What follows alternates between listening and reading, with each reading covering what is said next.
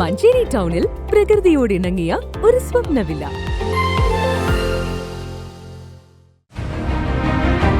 നിങ്ങളുടെ വീടിന്റെ വാഷ്റൂമുകൾ ഇനി ഗ്ലാമർ റൂമുകളാക്കാം സെറ സ്റ്റൈൽ ഗാലറിയിലൂടെ. Cera style gallery near cooperative college, Manjeri.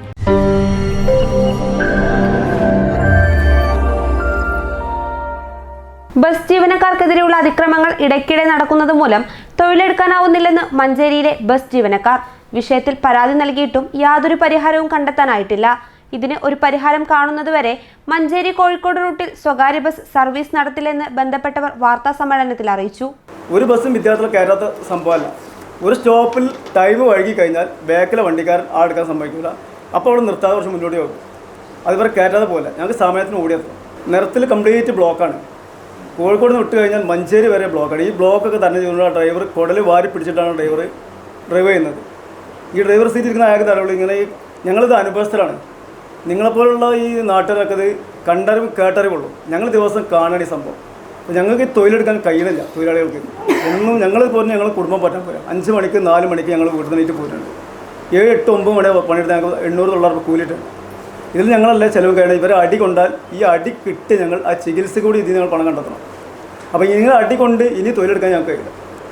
ഇന്നലെപ്പം ഈ KSUവിൻ്റെ വൈസ് പ്രസിഡൻറ്റും ജോയിൻറ്റ് സെക്രട്ടറിയും ആ ബസ്സിൻ്റെ ഓണറാണ്. ഇയാളെ വിളിച്ചിട്ട് വളരെ അനാവശ്യ വാക്കുകൾ പറഞ്ഞിട്ടുണ്ട്. വണ്ടി സർവീസ് നടത്തില്ല, നട്ടലുണ്ടോ, പിന്നെ വിളിച്ചൊക്കെ മറ്റു ഭാഷ മാറ്റിയിട്ടാണ്. അപ്പോൾ ഈ ഒരു സാഹചര്യത്തിൽ ശക്തമായ നടപടി ഇതിനെതിരെ ഇവരെ അറസ്റ്റ് ചെയ്യാതെ ഞങ്ങൾ ഈ സമരമല്ല, ഞങ്ങൾ പണിയെടുക്കണില്ല.